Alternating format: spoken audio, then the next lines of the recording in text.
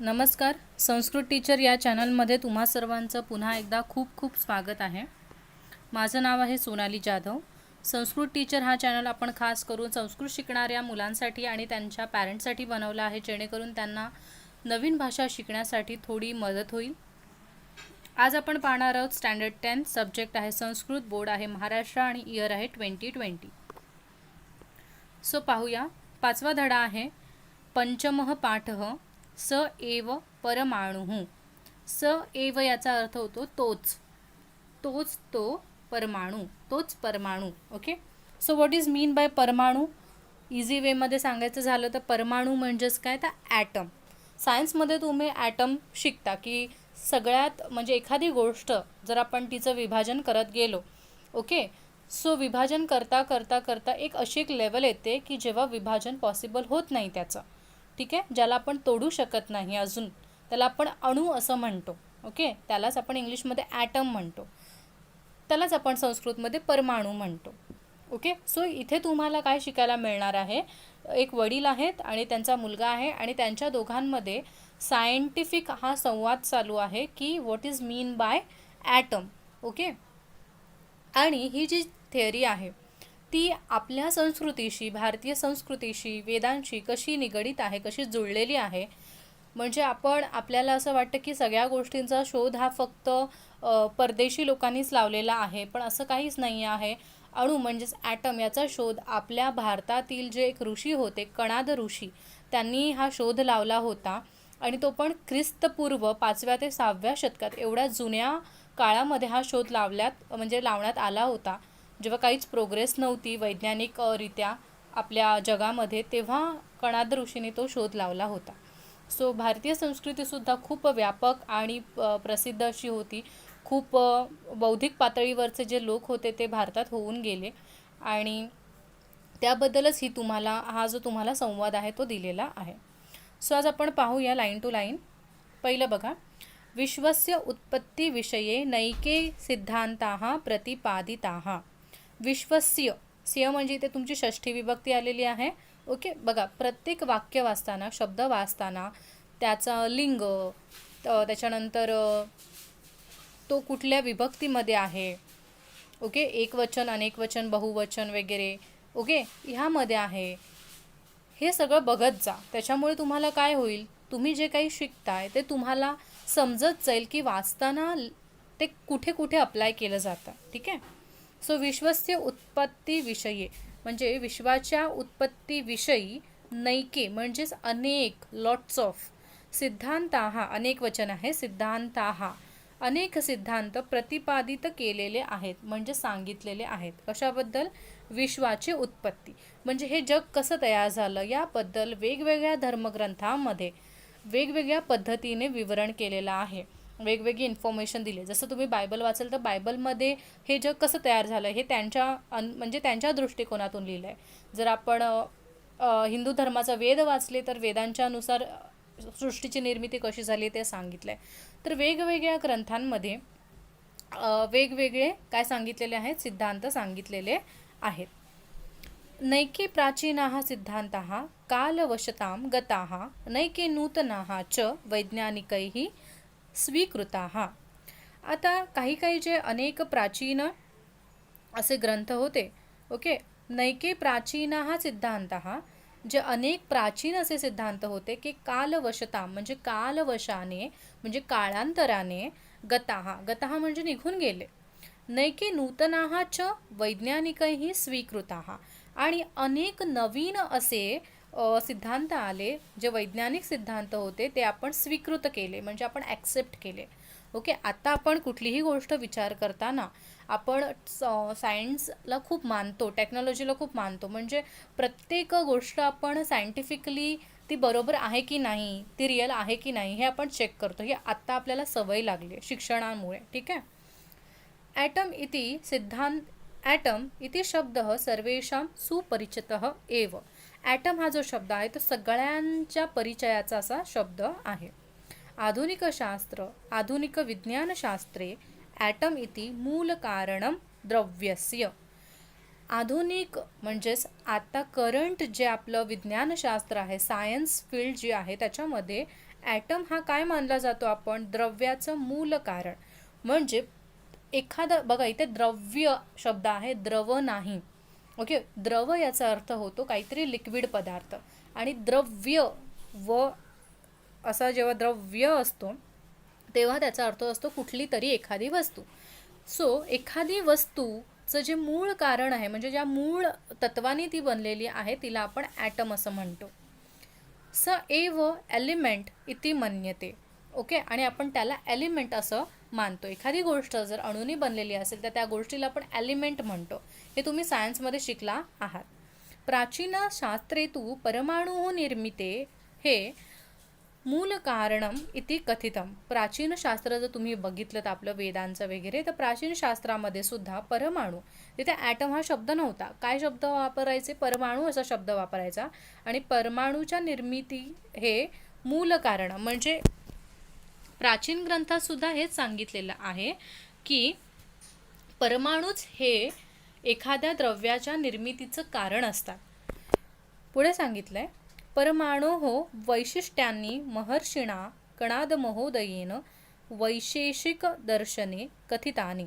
आणि हे जे परमाणू आहेत त्यांचे जी वैशिष्ट्य म्हणजे त्यांचे जे फीचर्स आहेत, फीचर्स ऑफ ॲटम्स, ते महर्षी याचा अर्थ होतो महान असे ऋषी.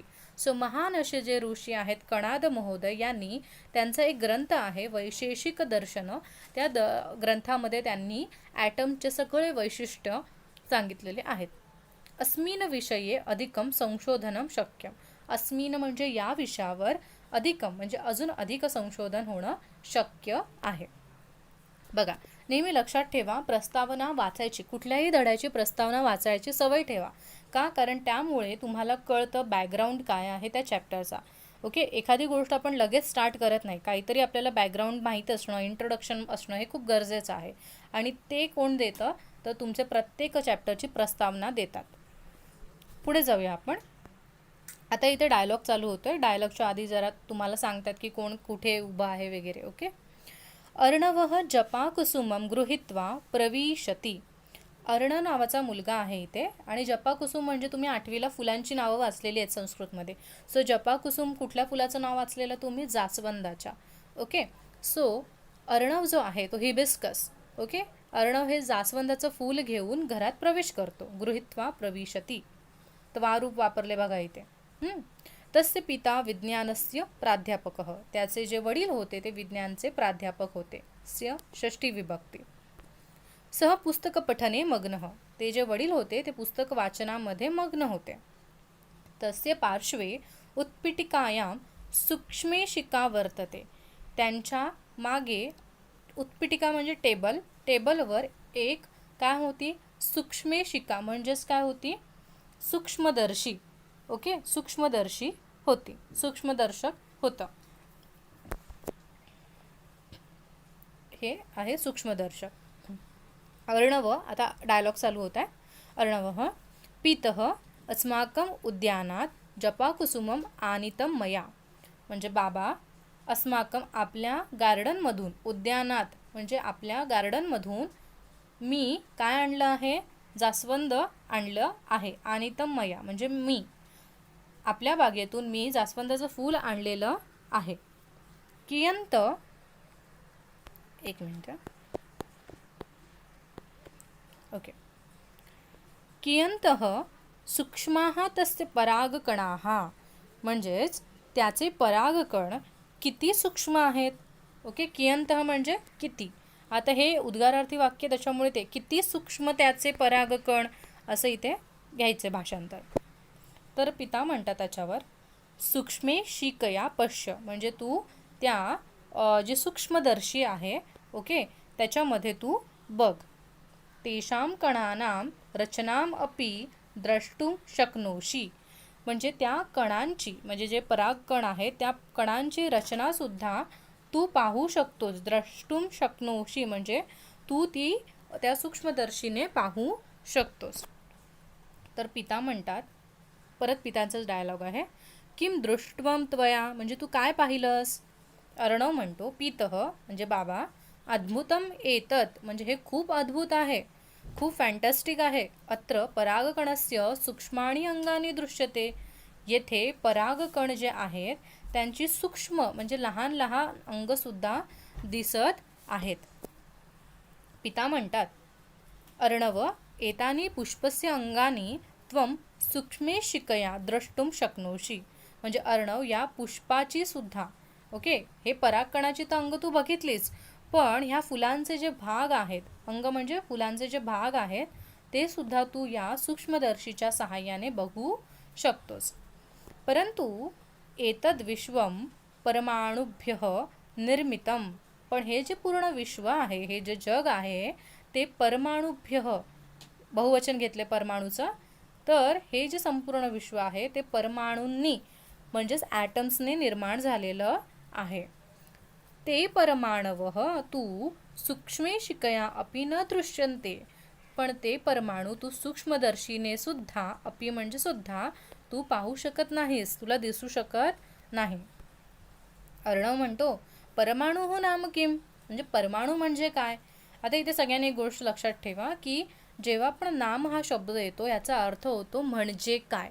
मराठीमध्ये जर तुम्ही असं नाम किम असं विचारलं, याचा अर्थ काय होतो. संस्कृतमध्ये जर विचारलं नाम किम, तर याचा अर्थ मराठीत घ्यायचा आहे म्हणजे काय. परमाणु नाम किम म्हणजे परमाणू म्हणजे काय. ओके. तर पिता म्हणतात, अस्तु. अस्तु म्हणजे बरं, सांगतो मी. कथयामी. अस्तु कथयामी म्हणजे बरं मी सांगतो. मुष्टी मात्रा. मुष्टी म्हणजेच काय, तुमची मूठ, फिस्ट. ओके.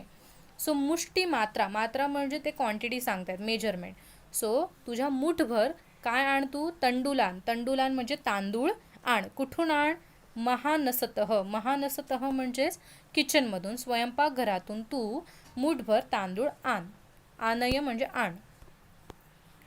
सो अर्णव तथेती उक्त्वा. तथेती उक्त्वा म्हणजेच काय, त्यांना ठीक आहे असं म्हणून पाकगृहात तंडुलान आनयती. पाकगृहात जातो, किचनमध्ये, आणि तंडुलान म्हणजे तांदूळ आणतो. स्वीकरोतु भवान म्हणजे घ्या बाबा, असं स्वीकार करा. पिता म्हणतात, अधुना इयम तंडुलम विभज.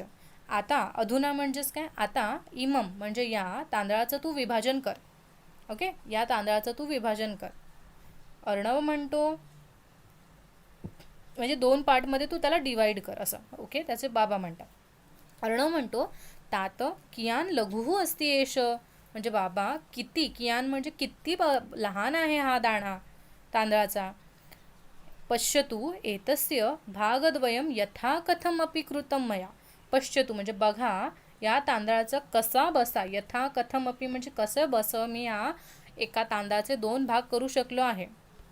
तर वडील म्हणतात त्याच्यावर, इतोपि लघुतरः भागः कर्तुं शक्यते वा. म्हणजे यापेक्षा इतोपि लघुतरम म्हणजे यापेक्षा लघु म्हणजे यापेक्षा लहान भाग करणं शक्य आहे का तुला, असं विचारतात. अर्णव म्हणतो, यदि क्रियते तर्हि चूर्णम भवेत् तस्य. जर यापेक्षा सुद्धा मी लहान भाग केला, यदि क्रियते म्हणजे जर मी असं केलं, तर्हि तर त्याचं चूर्ण होऊन जाईल म्हणजे त्याची पावडर होऊन जाईल. ओके. पिता म्हणतात, सम्यक उक्तवम त्वया. म्हणजे सम्यक म्हणजे अगदी बरोबर, उक्तम म्हणजे म्हणालास, त्वया म्हणजे तू, अगदी बरोबर म्हणालास तू. यत्र एतद् विभाजनं समाप्यते यस्मात् सूक्ष्मतरः भाग प्राप्तुं न शक्यते सह एव परमः अणुः. मग आता इथे ते डेफिनेशन देतात ॲटमची म्हणजेच की अणूची. काय म्हणतात बघा, नीट वाचा. यत्र एतद विभाजनम समाप्यते. यत्र म्हणजे येथे, हे विभाजन जिथे संपते म्हणजे एखादी गोष्टाचं विभाजन आपण करू शकत नाही. ओके, विभाजन करण्याची जी लेवल असते ती आपली जिथे संपते, यस्मात सूक्ष्मतर भाग, त्या सूक्ष्मतर भागाला म्हणजे त्याच्यापेक्षा सूक्ष्म भाग आपल्याला प्राप्नुम न शक्यते, जिथे आपल्याला त्यापेक्षा अजून सूक्ष्म भाग प्राप्त होऊ शकत नाही, सह एव परमः अणुः. त्यालाच आपण परमः म्हणजे सगळ्यात लहान असा म्हणजेच परमः अणु म्हणजेच परमाणू म्हणतो. तर अर्णवला ते समजतं. अर्णव काय त्याच्यावर म्हणतो, अर्णवः द्रव्यस्य अंतिमः घटकः. म्हणजे द्रव्याचा, मी मगाशीच क्लिअर केलं, द्रव्य म्हणजे एखादी वस्तू, द्रव्याचा सगळ्यात शेवटचा घटक म्हणजेच परमाणू. म्हणजेच त्याचं मूलतत्वंच परमाणू, म्हणजे एखाद्या गोष्टीचं मूळ तत्व, म्हणजे त्या एका तत्वापासून जर ती गोष्ट बनली तर तिचं जे मूळ तत्व असतं तिला परमाणू म्हणतात. बरोबर ना? सत्यम खलू म्हणजे बरोबर ना असं. तर पिता म्हणतात सत्यम म्हणजे बरोबर. अयम खलू कणाद महर्षे हे सिद्धांत, म्हणजे हा जो सिद्धांत आहे तो कोणाचा आहे? हा खरा तर सिद्धांत कणाद महर्षींचा आहे. अपि जानसी, तू जाणतोस का? तुला माहीत आहे का? परमाणु द्रव्यस्य मूल कारणम इति तेन महर्षिणा प्रतिपादितम, म्हणजे परमाणू हाच एखाद्या द्रव्याचं मूल कारण आहे हे त्या महर्षींनी प्रतिपादित केलं होतं, म्हणजे सांगितलं होतं. तदपि प्रायः ख्रिस्तपूर्वम पंचमे षष्ठे वा शतके. तदपि म्हणजे ते सुद्धा, बघा अपि म्हणजे सुद्धा मी तुम्हाला सांगितले, इथे तद प्लस अपि संधी आहे. ओके, सो ते सुद्धा ख्रिस्त जन्माच्या पूर्वी 5व्या ते 6व्या शतकामध्ये त्यांनी सांगितलेलं आहे कणाद ऋषींनी. अर्णवः म्हणतो त्याच्यावर, तात महर्षीणा कणादेन किम किम उक्त्वम परमाणु विषये. म्हणजेच तो वडिलांना विचारतो की बाबा, महर्षी जे कणाद आहेत त्यांनी परमाणुविषयी काय काय सांगितलं आहे? वयम तु केवलम तस्य महाभागस्य नाम ध्येयम एव जानीमः. वयम तु केवलम म्हणजे तुम्ही तर आम्हाला फक्त ते महाभाग म्हणजे महान असे जे ऋषी आहेत त्यांचं फक्त, म्हणजे त्यांना आम्ही तर फक्त नावानेच ओळखतो. ओके, म्हणजे आम्हाला तर त्या महापुरुषांचं केवळ नावच तेवढं माहीत आहे. जानामी म्हणजे माहीत आहे. पिता म्हणतात कणाद मुनीना प्रतिपादितम. कणाद मुनी जे आहेत, कणाद मुनी ते म्हटले आहे, त्यांनी म्हटलेलं आहे. काय म्हटलेलं आहे बघा, परमाणु अतिद्रिय. परमाणू हा अति, इथे प्लस अति प्लस इंद्रिय अशी संधी आहे.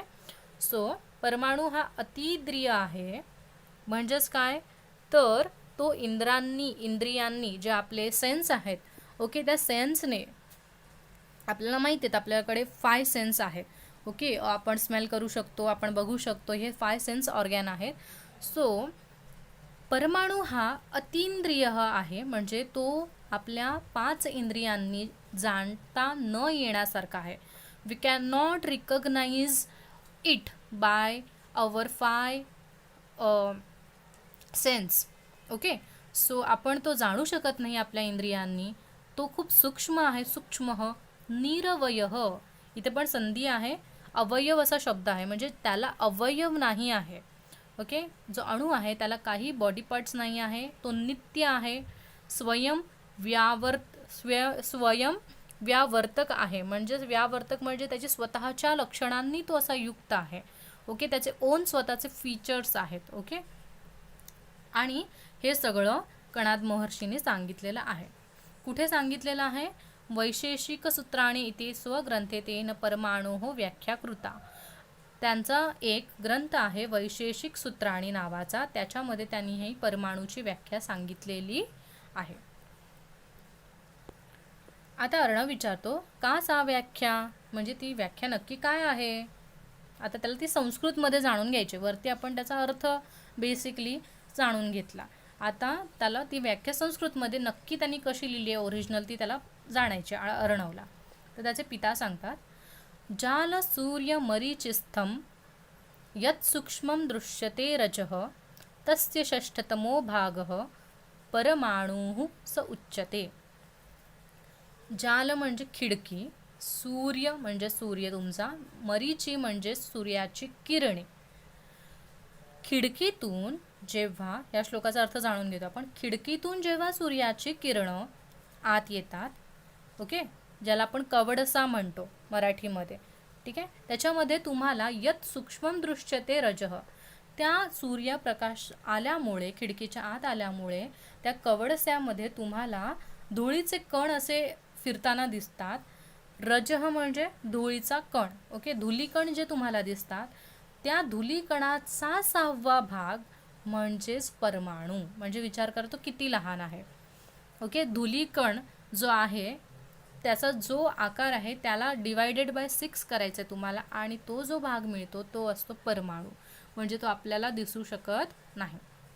अशी त्यावेळेला कणाद ऋषींनी व्याख्या केली होती संस्कृतमध्ये. जेव्हा काहीच विज्ञानाचा शोध लागला नव्हता इथे, त्या 5व्या-6व्या शतकात ख्रिस्तपूर्व त्यांनी ही व्याख्या करून ठेवली होती. अर्णव म्हणतो, अहम एतद्विषये विस्तारेण पठितुम इच्छामि, म्हणजे मला ह्या विषयाबद्दल खूप डिटेलमध्ये विस्ताराने वाचायला माझी इच्छा आहे, वाचण्याची इच्छा आहे. पिता म्हणतात, उत्तमम म्हणजे खूप छान. श्वः म्हणजे उद्या. श्वः मम महाविद्यालयम आगच्छ, उद्या तू माझ्या महाविद्यालयात ये. कारण आपण स्टार्टिंगलाच वाचलं की ते विज्ञानचे प्राध्यापक आहे, त्याचे वडील.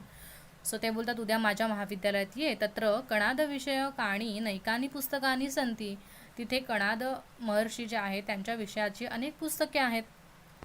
तव जिज्ञासा निश्चयेन शाम्यते, तुझी जी जिज्ञासा आहे वाचण्याची ती तिथेच नक्की शमन होईल त्या गोष्टीचं, म्हणजे तुझी जी इच्छा आहे ती तिथे जाऊन कंप्लीट होईल. ओके, अशा प्रकारे तुमचा जो हा चॅप्टर आहे तो इथे संपतो. आता इथे भरपूर अशी नवीन रूपं आलेली आहेत, जसं की कर्मणी रूपं आलेली आहेत. त्याच्यानंतर शकनोशी हे पंचमगणाचं शक धातूचं रूप आलेलं आहे. असं वेगवेगळी रूपं या चॅप्टरमध्ये तुमची आलेली आहेत. सो आय होप तुम्हाला स एव परमाणू हा चॅप्टर जो आहे तो समजला असेल. ओके, एकेका शब्दाचा आपण अर्थ बघितलेला आहे, तो शब्द कसा, संधी कसं, हे सगळं आपण पाहिलेलं आहे. सो ही चुकून आलेली आहे स्लाईड तुमच्यामध्ये, इग्नोर इट. आणि जर व्हिडिओ आवडली असेल तर प्लीज व्हिडिओला लाईक करा, चॅनलला सबस्क्राईब करा आणि मित्रमैत्रिणींसोबत व्हिडिओ शेअर करा, जेणेकरून त्यांनासुद्धा या गोष्टीचा खूप फायदा होईल. आणि thank you so much for loving me, supporting me. काही कॉमेंट्स असतील, काही डाऊट्स असेल कॉमेंट सेक्शनमध्ये जा आणि कॉमेंट करा. धन्यवाद.